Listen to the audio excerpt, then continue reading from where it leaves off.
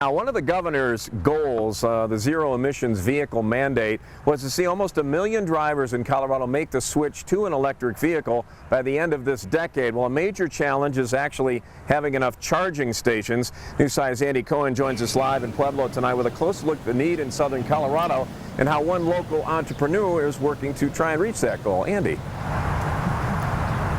Yeah, Rob, you know, when it comes to charging stations, the technology has really advanced rapidly in the past few years. Many newer vehicles can fill up, so to speak, in about 20 to 40 minutes. But those fast charge stations, if you're looking for one to fill up quick, the last one is in Pueblo on I-25, for now, at least until you hit Trinidad.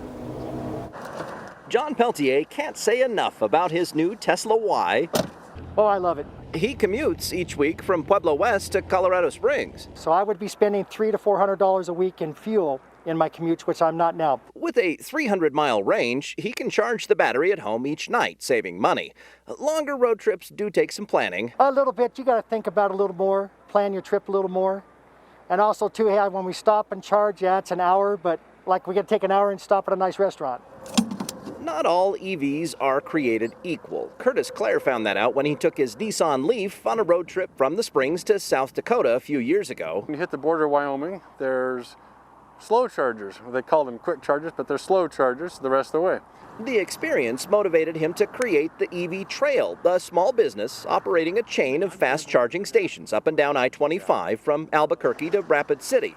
He's installing the first one this week at George's Drive-In in Walsenburg. We have a 92-mile gap from a fast charger in Pueblo to a fast charger in Trinidad, and this charger in Walsenburg will cut that in half. A new study published this week finds that Colorado will need more investors like Curtis building these fast charging stations if we want to reach the goal of 940,000 electric vehicles on the road in the next decade.